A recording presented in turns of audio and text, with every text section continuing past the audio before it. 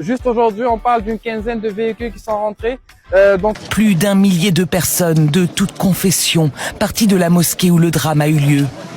របៀបនិយាយពីចំនួនប្រហាក់ប្រហែលជាភាសាបារាំងនៅក្នុងភាសាបារាំងយើងអាចបន្ថែម suffix n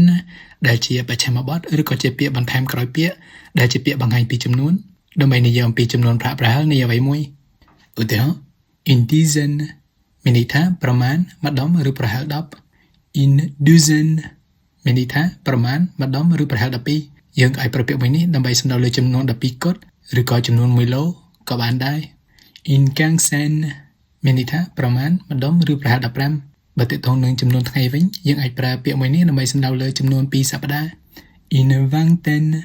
មានន័យថាប្រមាណម្ដុំឬប្រហែល20 in trentaine មានន័យថាប្រមាណម្ដុំឬប្រហែល30 in quarantaine មានន័យថាប្រមាណម្ដុំឬប្រហែលចំនួន40យើងអាចប្រើពាក្យមួយនេះដើម្បីសំដៅលើការដាក់ចតុល្យស័ក្តិឬក៏ការដាក់ឲ្យដាច់នៅឡែកពីមនុស្សដទៃពេលមានជំងឺ in cinquantaine មានន័យថាប្រមាណម្ដុំឬប្រហែល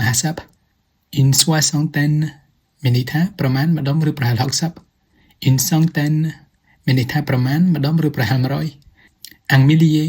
ពាក្យនេះមានទម្រង់ខុសពីពាក្យខាងលើប៉ុន្តែវាមានន័យស្តៀងខាងលើដែរគឺមានន័យថាប្រមាណម្ដុំឬប្រហែល1000ឧទាហរណ៍ je vais partir en vacances pour une quinzaine de jours មានន័យថាខ្ញុំនឹងទៅវិស្សមកាលប្រហែល15ថ្ងៃឬរយៈពេល2សប្តាហ៍ឧទាហរណ៍មួយទៀត il y a un millier de manifestants dans la rue មានន័យថាមានបាតុករប្រមាណ1000នាក់នៅតាមផ្លូវ